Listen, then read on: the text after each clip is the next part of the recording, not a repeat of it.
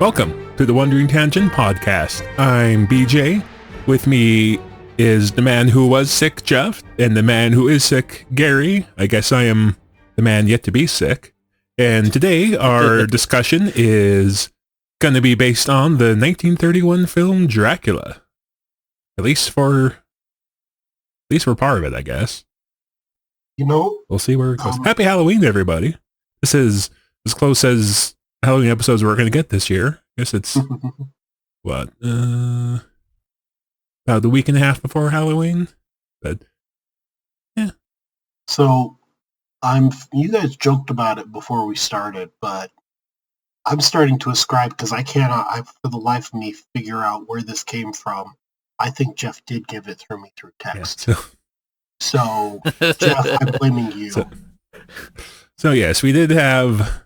I didn't know if we were going to bring this up, but I guess we kind of did. So we'd have a little bit of an interesting time earlier this week because Jeff sent a text message verifying which movie we were watching because, to be fair, I did send out the wrong year, so that was partly my fault. But Jeff had the flu, so he was, shall we say, a little bit out of it? A little bit delusional? Because me and my delusional? I had my regular delusion and then flu delusion on top of that delusion. Because me and my wisdom, I was like, well, since everyone's already talking to each other on text, this might be a good time to schedule time to record. So I sent out the question. Gary said, well, I can record this day, but not that day. Just like, I can record that day. And Gary's like, no, I can't record that day. I can record this day. You're just like, yeah, I can totally record that day. And we're like, Jeff, are you seeing Gary's text? And Jeff's like, I'm so smart. I'm better at figuring things out than the people in this movie. Okay, maybe he didn't phrase it quite like that, but he kind of did. Yeah, that's a version of events according to BJ. Yes. At which point I did kind of start typing in all caps. Jeff, Gary can't do it that day. Can you do it this day? Jeff's like, yeah. Yeah. So So I'm suffering from some sort of vampiric germ, some sort of terrible disease that you gave to me via text. And then suddenly BJ's like yelling at me through text, like, no, details. I'm like, I don't even know what you're talking about. And then, it was just amusing because you were talking about how you were better at figuring things out than the people in the movie. Meanwhile, I'm staring at my phone with Gary saying, Jeff, I can't record that day. Anyway, I can totally record that day, but yeah, so organization, in the end, we gotta figure it out. Yeah, everything went flawless. Jeff overcame his handicap and gave it to Gary. Yes, and then somehow it was transmitted to Gary. Jeff turned to a bat, flew down to Gary's house, and stood outside his window, got a flashlight to shine like on his eyes, and just stared at Gary while he was sleeping. Yeah, it was the glowing stare. Yeah. Well, you have to keep your windows locked. That's the thing. Which I think brings us to our next vampiric rule. Because I heard, BJ, perhaps you can confirm this with your knowledge of the lore. But is it true that Dracula cannot enter the room you are in unless you invite him or somehow keep things unlocked or open? So, according to the book, vampires are not allowed to enter a household unless a member of the household invites them in. Oh. So that's okay. So in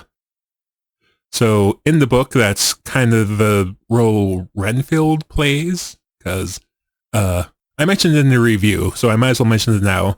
I have basically read Dracula every October since like high school. It is one of my favorite books.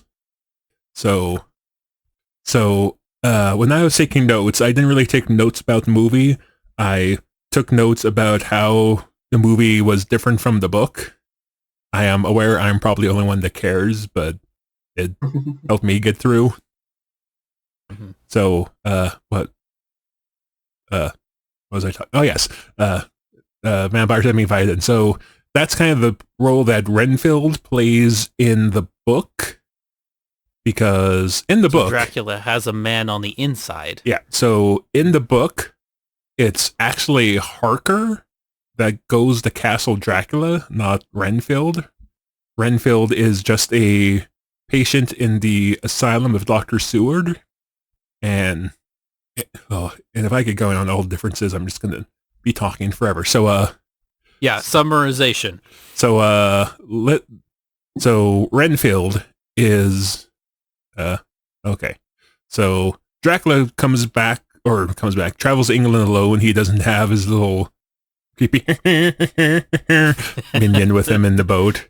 But when he gets the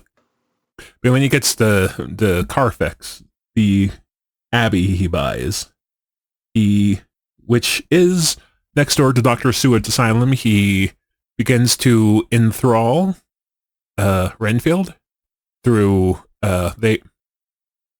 his Dracula powers. He has some sort of mind control powers that he has. So that is more or less a movie thing, the Dracula standing outside and staring at people. Because let's take, for example, when he preys on Lucy, right? So Lucy in the book is quite different. So, okay. So more or less, they totally what the heck am I saying? Totally remove two major characters, and they change doctors. They changed doctors. The asylum guy, Dr. Seward. Yeah. So in the book, okay. So in the book, Lucy is not his daughter. He is actually about everyone except Van Helsing is about the same age. The asylum guy is a little bit older, but I was going for a point, now I lost it. Since Gary's the vampire now, he's just staring at me, and I got mesmerized, I guess.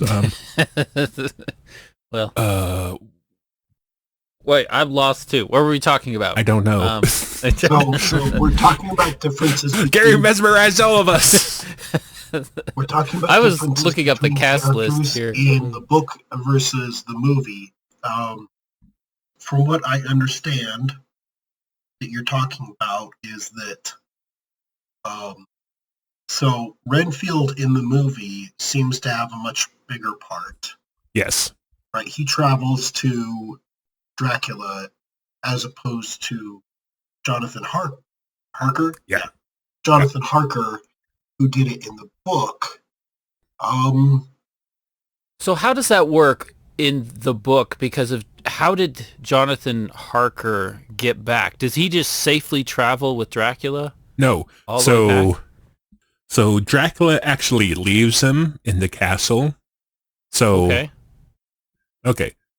So like in the movie, Renfield's there for like a day. In the book, Harker's there for like almost 2 months. He's trapped there. Dracula, like.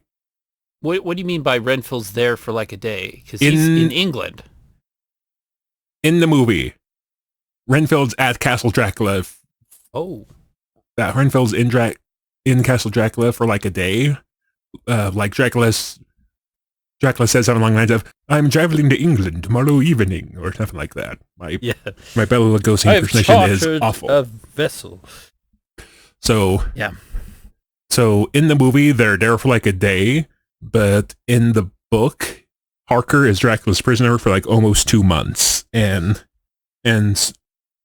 Harker tries to escape a few times, but is thwarted, and sort of the threat that Dracula hangs over Harker is that as soon as he's not of use anymore, he's gonna let his brides eat him, more or less. So yeah. So once Dracula leaves,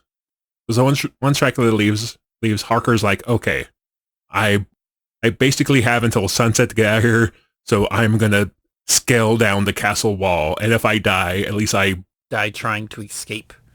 Yeah, basically.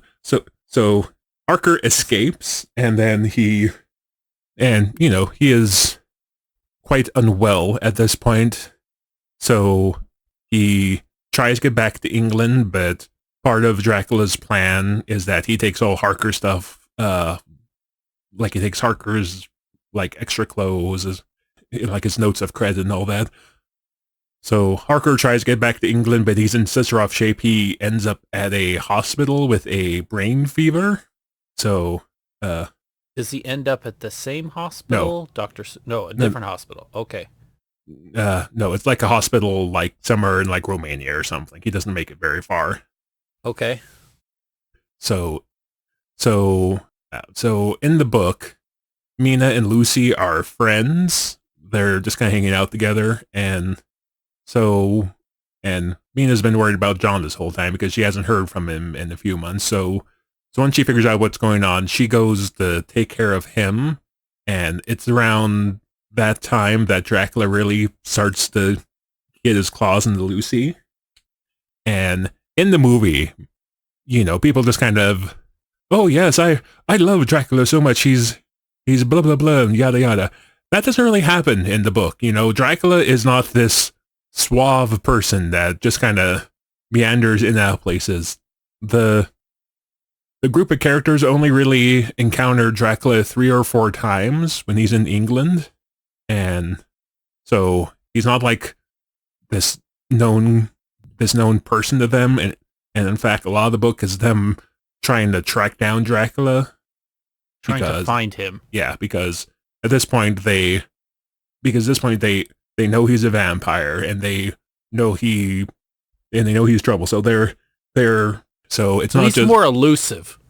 He's more like he's this mysterious person. They know some history of him, and they're doing their investigative work, and they're trying to find him. Yeah, and yeah. Whereas in this movie, he's almost like part of their social group, and he comes in. Yeah, and like in the book, when Dracula is feeding on people, they are way more sick, right? They like when he's preying on Lucy. That's actually the reason why Van Helsing comes in the first place, because in the book, Van Helsing is the asylum doctor's like old teacher. Okay. So they've known each other for a really long time. So the asylum guy calls in a favor to have Van Helsing come help him on this case. So they're like trying to treat Lucy for like a really long time before they kind of lose that battle to Dracula, right? And then they lose that battle to Dracula. Yeah. So Lucy dies in the book. Yes. Yes. So, and that's something else that's different in the book, because there's like that scene in like the surgical theater where like, oh, it's another one, the 2 points in the loss of blood and blah blah blah. That doesn't really happen in the book. Dracula's not like a serial killer, I guess. In the movie, he's like a serial killer. Kind of. He's attacking random people in the streets. Yeah. So, and like something else, I like a big thing from the book from the movie, is that like in the book in the movie when Van Helsing figures out what's going on, and in this case it's for Mina in the movie, he puts wolfsbane or whatever like around her room to make it so Dracula can't get in. Dracula has to try a lot harder in the book to get into her room. That's sort of warded against him, because in the movie he just kind of does the "I stare at you" thing, and people are like, "Oh, I'm gonna come open the door." Yeah. Like in the book, in the book it's garlic, not garlic flowers instead of the wolf's bane. But basically in the book, to get to Lucy the last time, he gets a wolf out of a local zoo, and he controls the wolf to break through the window. Oh, okay. Well, there's a technique right there. Yeah. So it seems like Dracula likes to collect minions to help him do things. Well, Like Renfield's kind of a minion in a way, right? well, he only controls the wolf that. Well, at least in England, he only controls the wolf the one time. It is shown a few times when they're in Transylvania that Dracula has control over wolves. So And he can also if you're okay, let's go over some of Dracula's powers and abilities as we can glean them out of the text of the lore. So he's got one which is he can transform himself into an unknown number of things, but we know from the text he can transform into a bat, and he can also transform into a wolf, right? Yeah, so in the book, he can, well, at least at night, he can transform into a wolf, a bat, and mist. Mist? He can be mist. Well, there's a way to travel. Yeah. Okay. Well, yeah, but the problem is that during the day, he is basically stuck in whatever form he's in. So, like... Okay. So if he's a wolf during the day, he's a wolf. Yeah. But he has to rest in the ground of his home country, right? Yes. During the day. Well, sometimes, because in the book they do encounter Dracula during the day, so he's not necessarily forced to sleep at. Not necessarily. So he can encounter sunlight in the book. Yes. Yeah. But is there some sort of limit? Is it certain amounts of sunlight? Is it not as far as I can tell? It just sort of during the daytime his power is much more scaled back, much more limited. He's basically stuck in whatever form he's in. He can't cross water except at the slack of the tide. Oh, so the tide has to be out. Yeah. Slack of the tide. Okay. Yeah. So like in the book, they're trying to find the boxes of earth he brought from Transylvania with him, because I think in the movie they said he brought like 3, or I guess in the movie he brought like 3 or 3 boxes. Yeah. Which one for each of his wives, because he has 3 wives. Well, I don't think he took the brides with him, but in the book, okay. Yeah, but like in the book, he brings like 50 and like starts to spread them out, so he has layers. Wait, so he has 50 layers. What? He brings 50 what? He brings 50 boxes of earth with him. Oh, okay, yeah. So places for him to rest. Yeah. During the day. So a good chunk of the middle part of the book is the group trying to figure out where he stashed these boxes and make it so he can't use them anymore. So they're basically trying to narrow down this layer so they can trap him. So a lot more things happen in the book. They also, like, the movie basically takes place in like 3 places, right? Yeah, like England, Transylvania, and still England. Still England. Yeah, I know there's a theater scene, and then there's at the sanitarium. Yeah. Yeah, but like in the book, the final act, they basically chase Dracula back to castle. I keep having to stop myself from saying Castlevania. Castlevania, the video game. Castle Dracula in Transylvania. It's just... Yeah, so in the book, it goes from Transylvania all the way to England, and then they are in this pursuit of him, and it backtracks all the way back to his castle, and then they have a final scene within his castle, right? No. Okay. Nope. They catch Dracula right as the sun is setting at like the cliffs at the base of his castle. So he's about to make it, but then in the book, believe it or not, in the book they don't actually stake Dracula.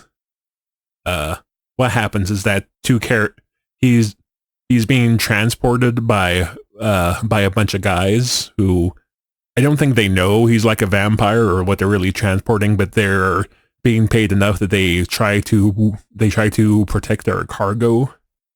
So in the book, it's Harker and another character, Quincy Morris, who is a Texan. They fight through this group of people. They rip the lid off Dracula's coffin a little bit before the sun sets, and to keep it as PG as possible, I get, Harker decapitates him, and Quincy Morris stabs him in the heart. With the stick. With knives. No? With knives. Okay. Knives. Harker actually has a kukri, and Quincy Morris has a Bowie knife, I think. But still, the sun's up, so it's enough to get him, and he turns to ash.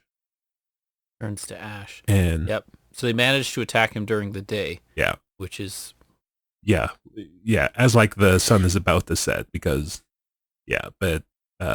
So to be fair, Quincy Morris does die in the attempt because the guys transporting Dracula, like, they mortally wound him. Okay. So with his daylight limitations, in the movie, I think the ending of this movie is very abrupt. Yeah, very, very abrupt. So apparently he dies, but they don't show it. I just think that's totally weird. Normally, an epic scene like that's exactly what you want in an ending. Is you want to show what happens to him. But it's the 1930s, man. I don't know if you can really show a guy being impaled in the 1930s. So anyway, well, in the movie, it was it goes by so quickly. But apparently, Lucy comes and says, "Oh yeah, the daylight got him. He's vaporized." So I think what happens in the movie is that it's Mina, not Lucy. It's not Lucy. It's Mina. Yeah. Okay. So I think what they're trying to imply is that Dracula is about to turn Mina into a vampire, but the sun comes up, and movie Dracula has to go in his coffin when the sun is up. So. And then, are we presuming that whatever he did before this doesn't take because he is now gone? Yes, that is something that is pretty well established in the book. In the book, he does somewhat enthrall Mina, but I will just say that movie does the Harkers very dirty. I was going to say... They are way better characters in the book. Harker was like barely in this movie. No, Harker is... So in the book, or I guess in the movie, Harker's just kind of like this, "What's going on, Mina? Dr. Van Helsing, Mina. Oh, well, I guess Mina's okay now. Wait. Oh." But in the movie, or in the book, he is a much more driven character who is... So for a little bit of the book, Harker is still shaken from his experience because he's been told that... he's kind of the first victim of the whole story in the book. Yeah. He doesn't... Dracula doesn't like feed on him or anything, but he does keep him in prison for 2 months, and so since Harker has been at this hospital for quite some time, they have kind of convinced him that he didn't really experience what he thought he did. He did keep a journal during the whole time because the book Dracula is... The concept of the book is that it's all people's journals and stuff. So basically what happens is that he's not quite right because he's not sure he can trust himself because he thinks he experienced all this stuff, but people told him that it didn't really happen. So after Lucy dies, Van Helsing goes through her papers and finds some letters from Mina. So he goes to meet Mina, and during their conversation, they start talking about John Harker, and since all this weird stuff's going on, Mina gives Dr. Van Helsing John Harker's journal, and Van Helsing's like, "Yeah, that probably totally happened." And so when Harker hears this, that pretty much snaps him out of it because he's like, "Oh, I'm not crazy. This really sucks that it's actually happened, but at least I'm not crazy, right?" So after that, Harker is a pretty driven character to get Dracula, especially after he kind of starts turning Mina into a thrall. And Mina she is not just a damsel in distress. She is one of the intellectual strongholds of the group, along with Van Helsing, and she's like the emotional core of the group. So this movie does.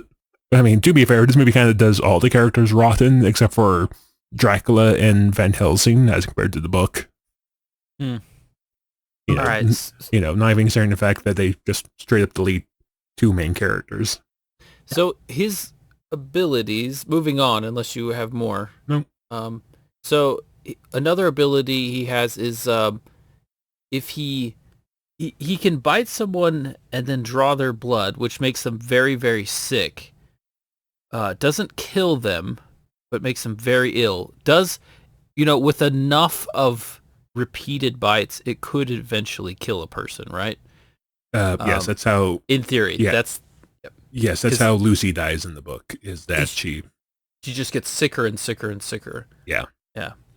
And but if he takes his blood and transfuses it into someone else, that's where they start to become almost like more like him. They start slowly, not all at once, but it's like a gradual step towards being a vampire. Is that correct? Or what? Yeah, in the movie, Mina kind of talks about how, and he cut a vein on his arm, made me drink his blood. In the book, yeah, it's actually a scene where the group break into the Harker's bedroom because they think Dracula's there, and Harker's like unconscious, and they like catch Dracula doing this whole thing with Mina, which is a way more intense scene in the book.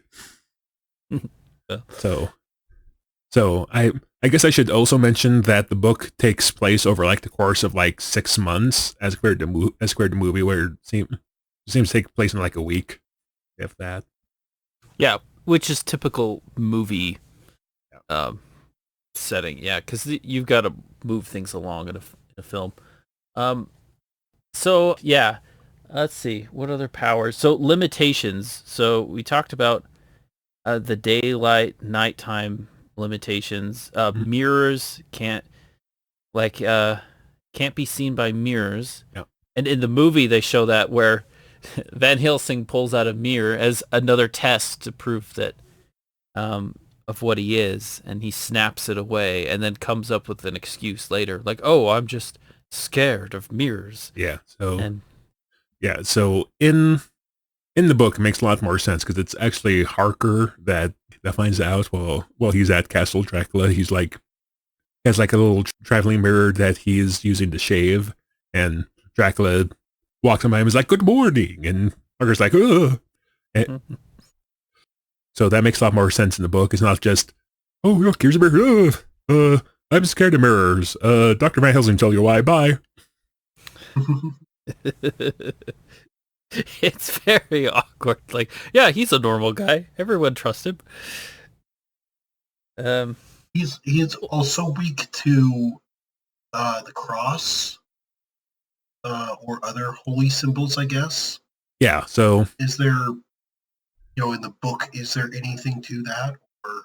Yes. So in the book, they do ward off Dracula with a cross. They a couple of times they use sort of a crumbled up I don't know what the actual term is, but it's the wafer that Catholics use in their sacrament, I believe. Mass, whatever it's communion. I'm so dumb. I think the word is communion. Communion, that's it. I'm sorry. So they use that to quote unquote to make it so Dracula can't enter the boxes of earth he brought along. And another thing they say, another thing that Van Helsing says, but that they don't actually use in the book, is that if Dracula is inside his coffin, if you put a wild rose on the lid of the coffin, he can't get out. But they never actually do that. I don't know what the significance That's of in a the wild book. rose in. Yeah. Oh, okay. So they just mention it, like Van Helsing says Yeah, something at some point. Yeah, they do use garlic a lot to try to make safe rooms to protect people from Dracula. But in the case of Lucy, they try it a few times, but things keep going wrong. Like in one case, they so in like the first case, they are pretty sure they finally have the upper hand, but in like the middle of the night, Lucy's mom comes in and she's like, "Oh, it's so stuffy in here. I'm gonna take out some of these flowers and I'm gonna open the window to air things out." Because in the book they can't tell Lucy's mom really what's going on because Lucy's mom has like a bad heart, and so like a shock will kill her, which surprise, surprise does. 1800s medical logic. Yeah. Well, you know, late 1800s. Late 800. Yeah, okay. Yeah. Like they do. Like, to be fair, Stoker does try to be as scientific as possible. Like, they do have blood transfusions in the book, which was to try and to save the victims he's feeding on. Yeah. To give them more blood. Yeah.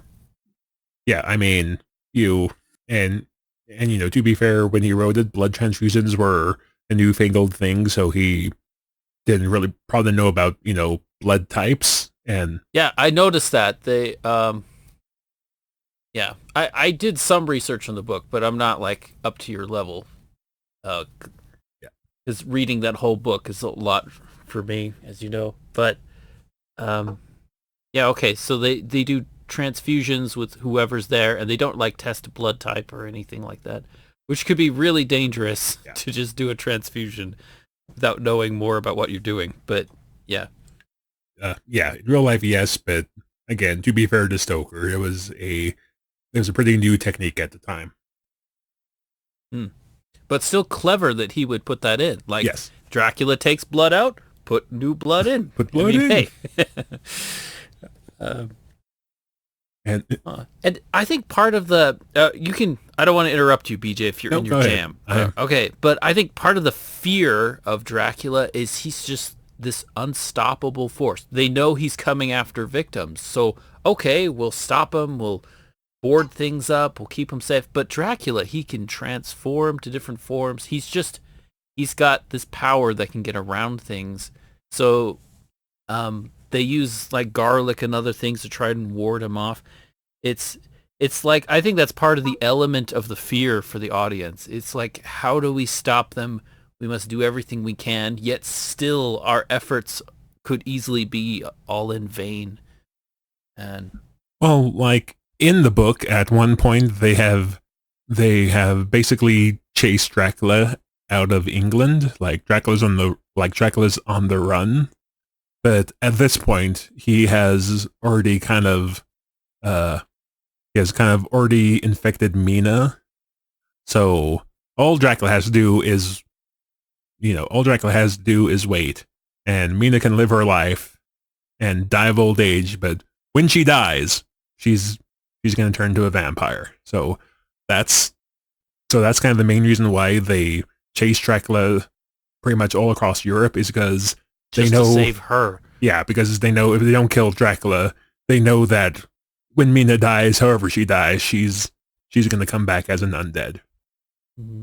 And I don't know if the book really goes into it, but you might need to speculate, or we might need to speculate a bit about this. But the mind of Dracula, from his point of view, he's almost like just a very cold-hearted black and white creature where he needs to feed.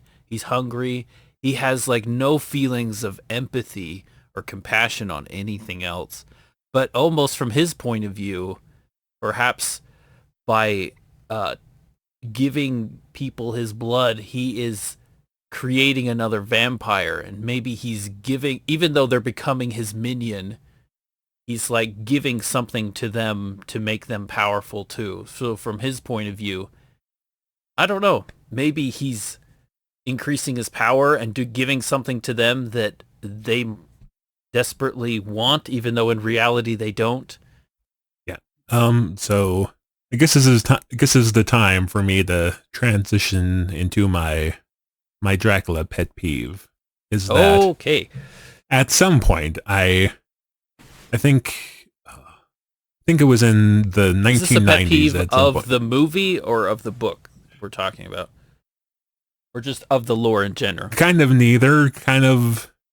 So at some point, I think the inciting, what's the word? Inciting incident was I believe it was Francis Ford Coppola made a version of Dracula in like the 90s, which to be fair, I have not seen, but I have heard is relatively faithful to the book, except for the fact that it sort of started the trope of Dracula being, and vampires in general just being, oh, they're just misunderstood. Like, no, Dracula is not some poor misunderstood guy in the book. Dracula's evil. In the book, while Harker is in Castle Dracula, more than once, Dracula brings home a child to feed to his brides.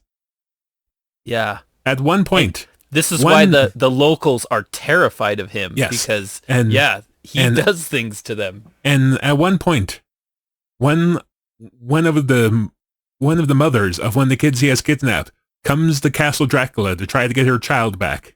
And Dracula sicks a pack of wolves she's like on her. Screaming in the yard, yes. Right? Okay. So, no, Dracula is not some tragic figure who is overcome by his evil. Well, I mean, he is kind of, but okay. So the book, they really show his dark side a lot better. Yeah. They do bring up the fact, and it's Mina that brings it up as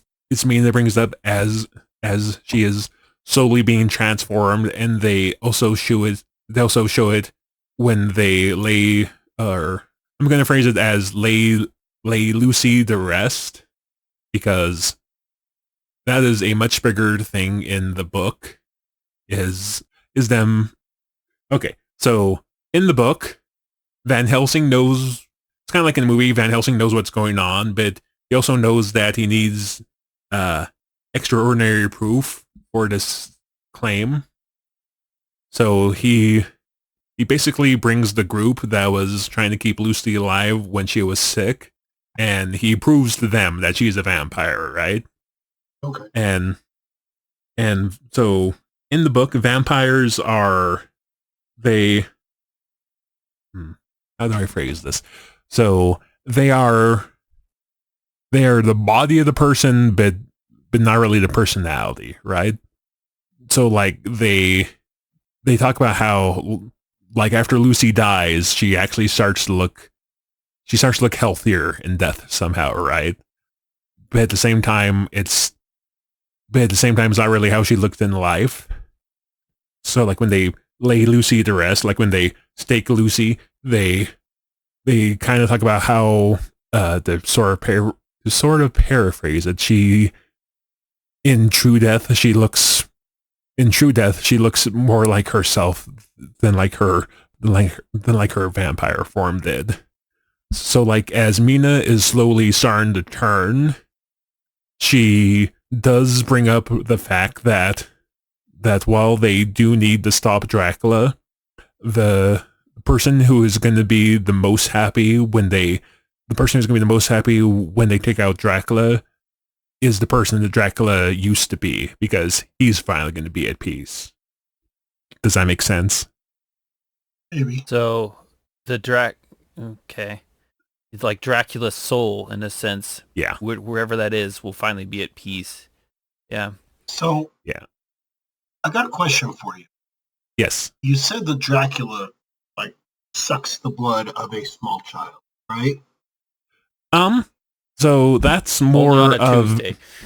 So really the only people he feeds children to his brides. Yeah.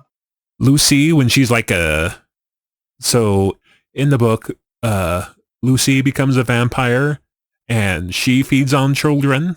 She she doesn't kill any or like turn any, but she does kind of target children because I guess they're easier prey. The reason I bring this Just up the ones that didn't do their homework, right? is other vampire fiction gives reasons for this, right? It's they say something about innocent people taste better to vampires than criminals and whatnot.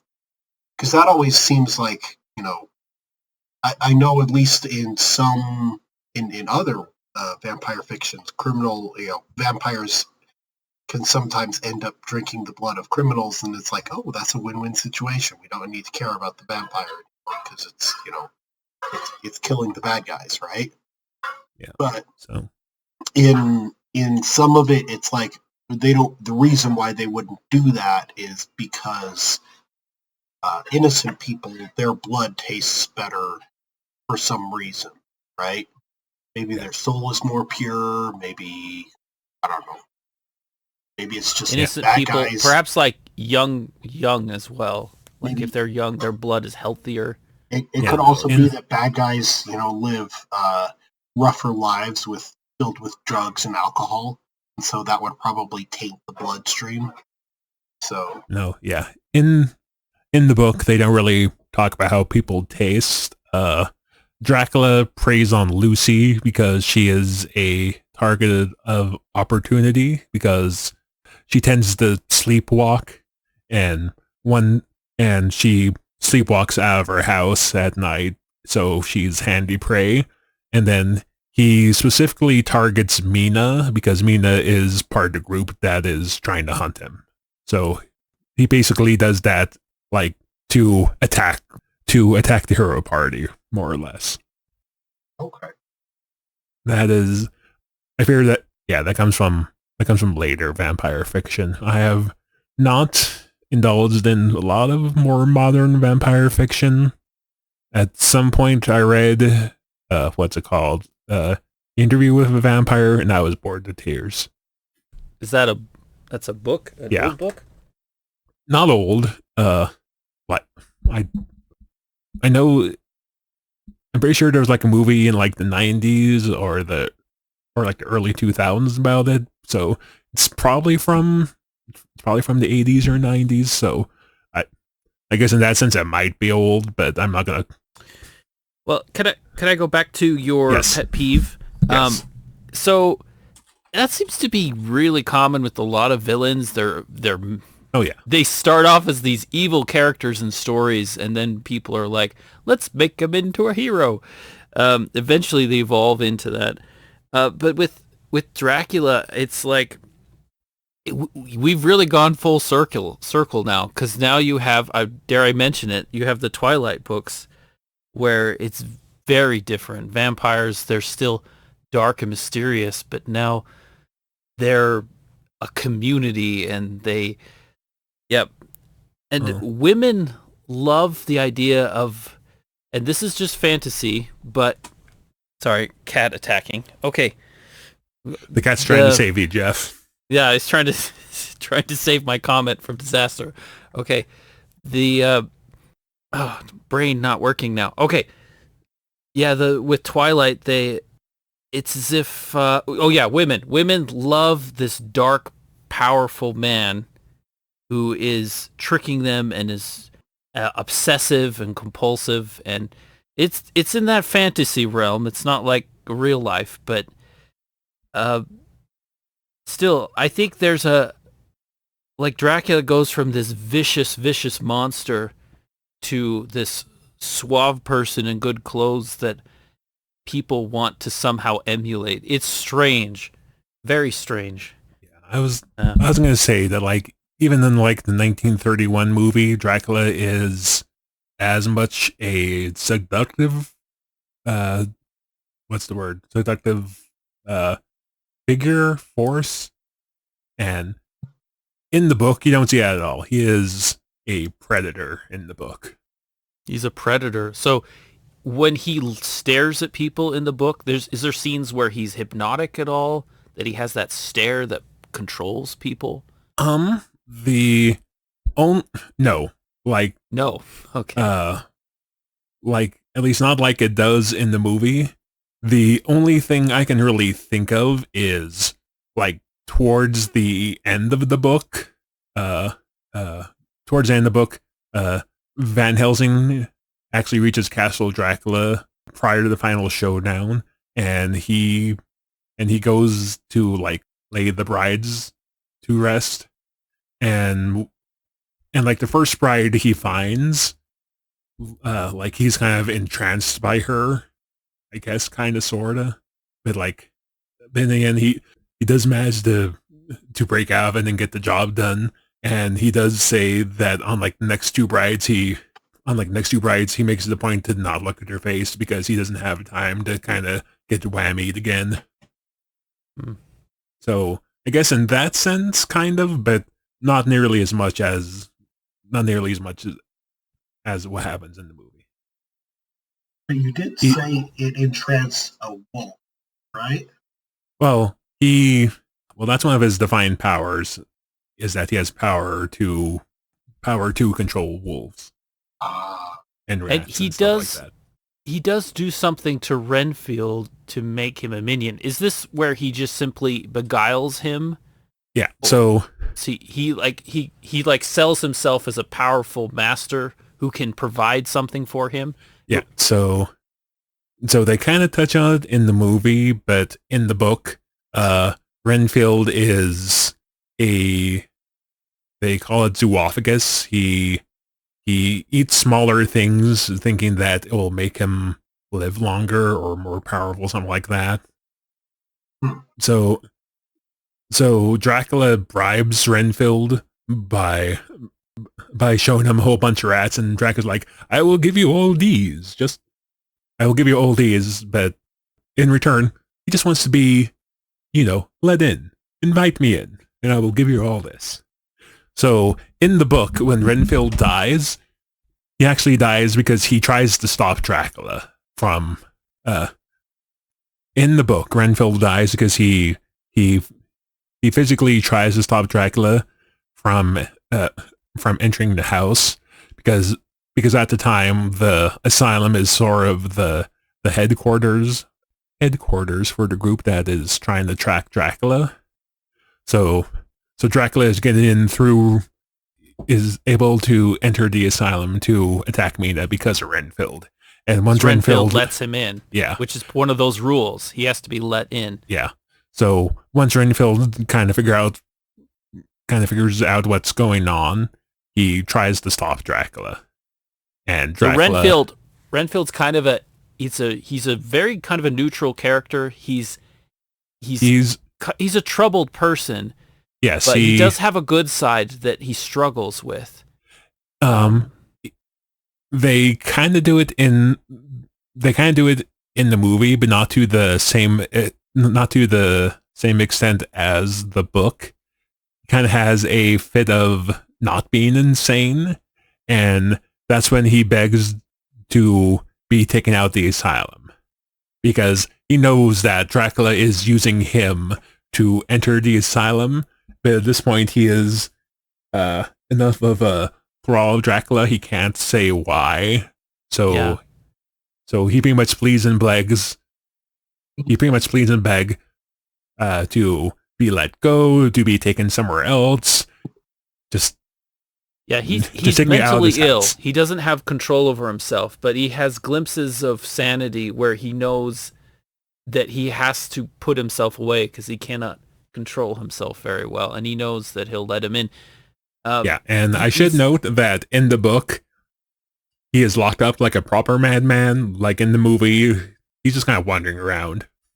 Well, he escapes. Like, he's not supposed to be wandering around, but I think he's very good at escaping. They made mention of the fact that he's starting to gain superhuman capabilities because he bends the bars of his. But I think Dracula did that, right? In the movie?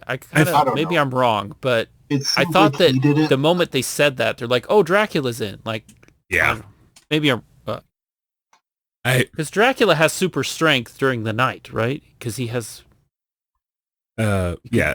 In the book, they in the book they say he has the strength of 20 men. Hmm. Yep, and Van Helsing is very brave in just taking on Dracula. Because I don't know. I mean, it's not like you have a Rambo-style person there ready to take on this beast. These are all scholars or just people that are in love with one of the victims, and so they're just passionate about saving people. But again, there's no...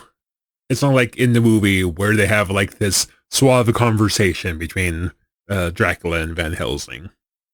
More or less by the time they encounter Dracula, it's because the chase is on, right? Okay, big question. Yes. I probably missed this.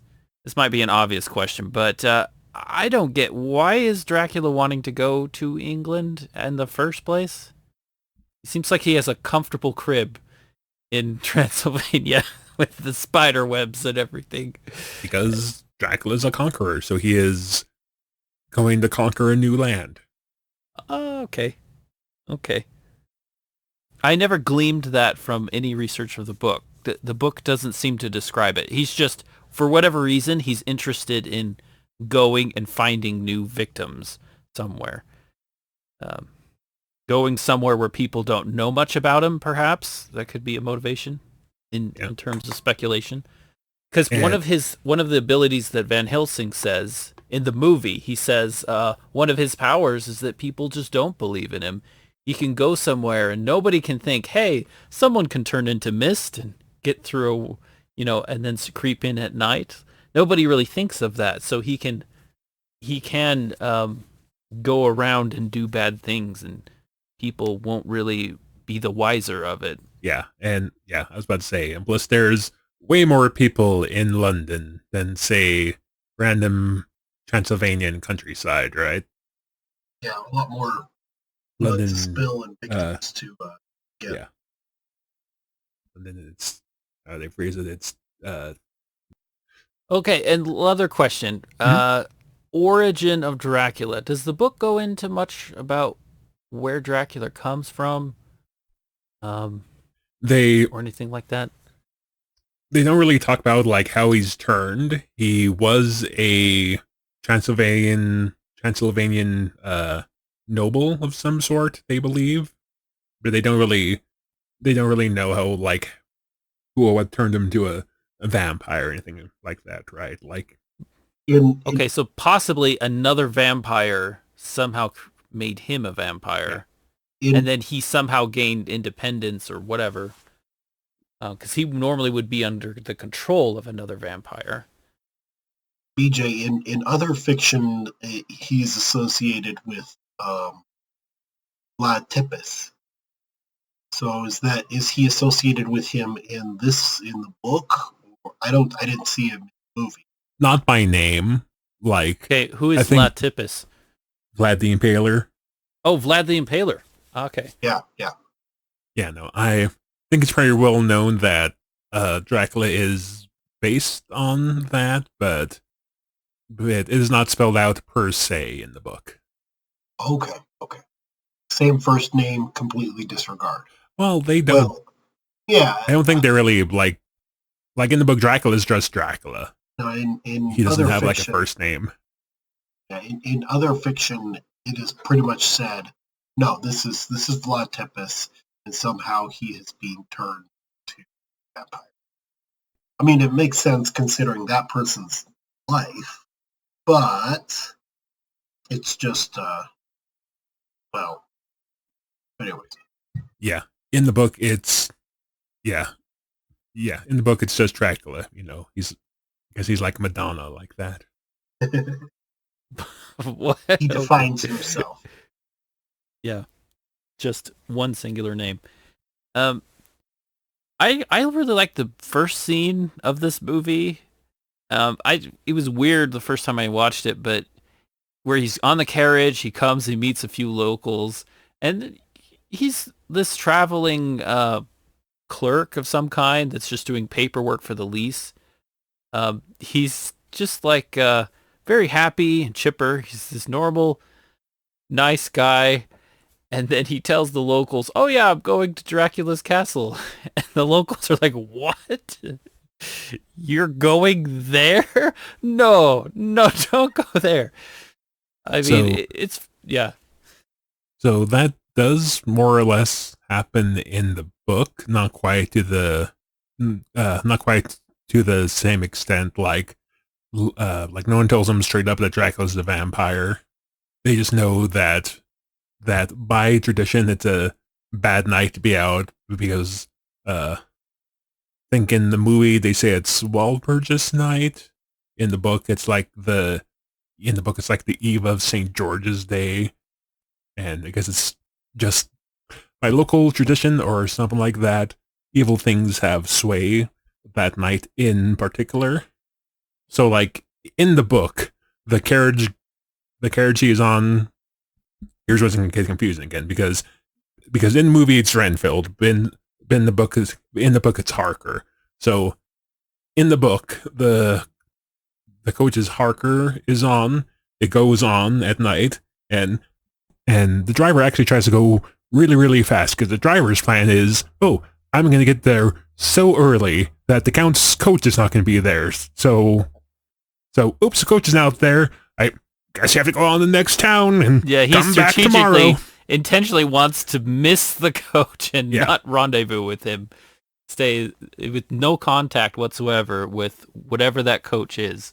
Yeah. And like in the movie, they just they get there and the coach is already there, and like the driver just throws his luggage off the side and off they go, right? But they try a bit harder to save Harker from himself in the book.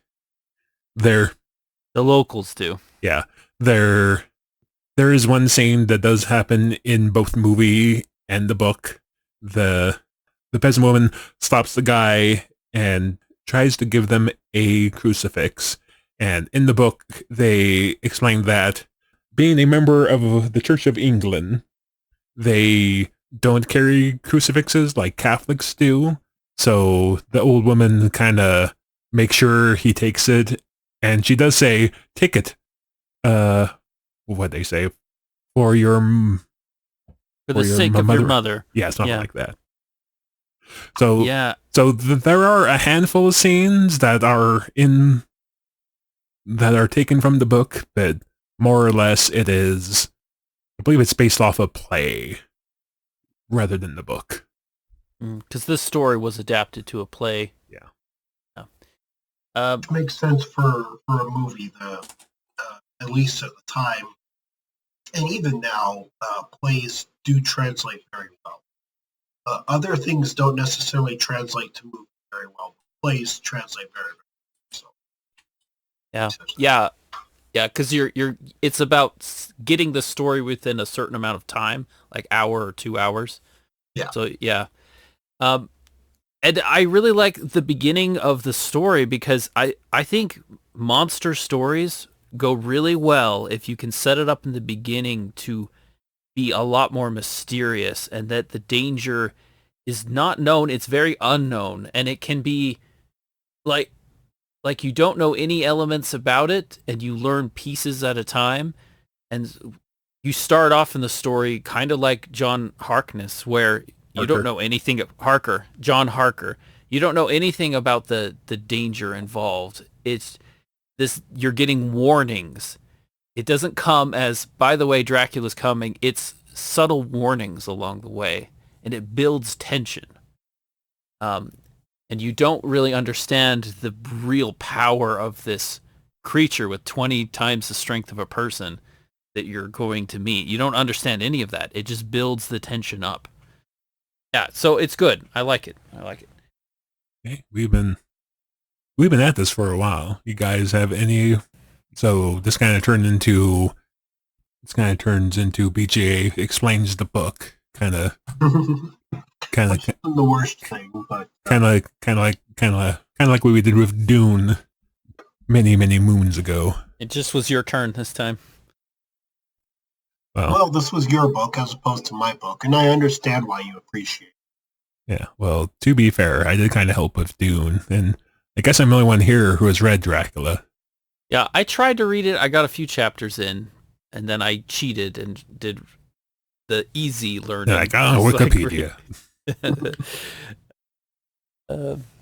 Well, excellent. Yeah, if you guys want to wrap it up, I think we've done our duty today, whatever that is. Yeah, well, I'll get around to editing this. It's going to be the kind of edit I hate. Will I have to listen to myself a lot? Oh. Oh, my voice. No. I wish I did. From everything I've heard, though, everybody says you're actually the highlight of this particular podcast. Lies and slander. Absolutely. Everybody says that you've got the voice for a podcast, so. I got the face for it, too. It has lights glowing in his eyes. On that happy note, I don't Good evening. I didn't contribute much to this, but I still don't have anything else to say, so. Well, I believe we established the fact that... Yeah, I would be a little bit less of a presence in this. And I thank you for putting up with me on that. But that Gary is currently a vampire, and Jeff is... recovering. Getting over. Jeff is... Yes, Jeff is a recovering vampire. I guess it's my turn next. I'm going to wake up at some point in the next few days, and Gary's going to be standing outside my window just staring at me.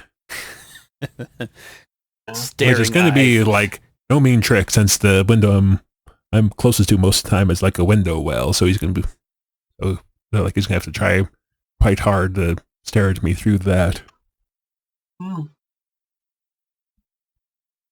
Anyway, so... Long pause for the terribly not funny joke.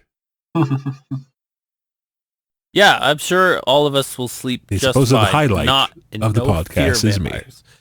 Yes. Let's go grab some garlic or something. Happy Halloween again, everybody. It is spooky.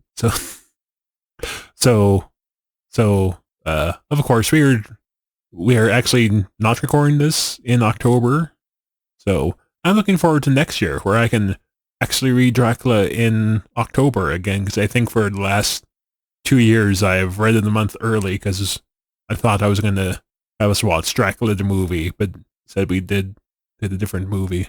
So, But it's good. It's fun. You're getting a chance to talk about it to the wonders of the interweb.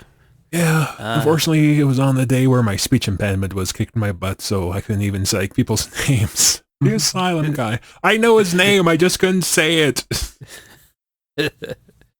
Well, life's imperfect. I didn't want to mention, so I'm not going to, so we can finish this podcast. There Okay. are many, many other movies, so I'll just leave it at that. Anyways. Yes.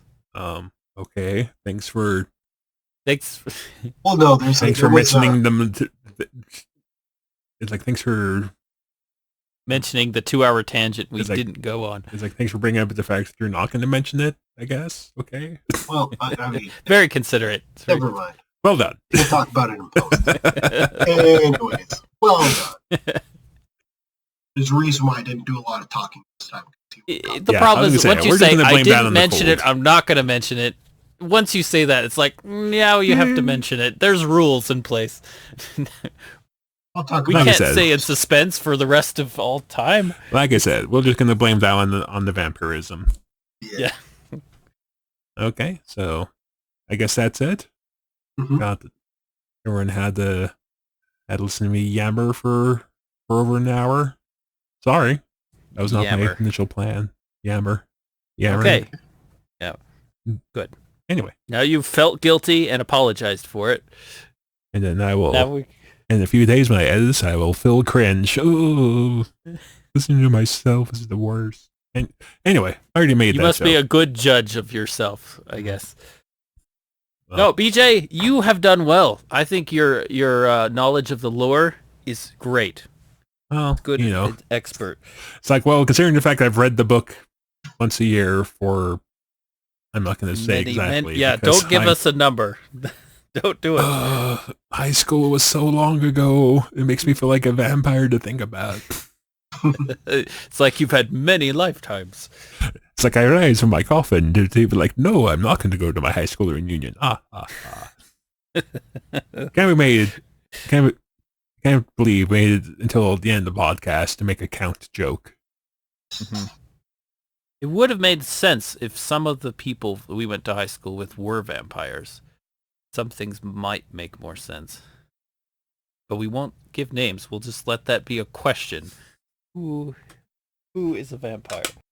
I'm BJ. With me was Jeff and Gary.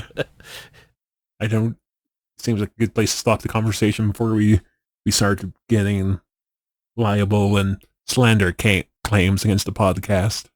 We'll see you next time for whatever we talk about. Yes, next episode. It's going to be on the actual scariest day of the year, Election Day. Good luck, everybody.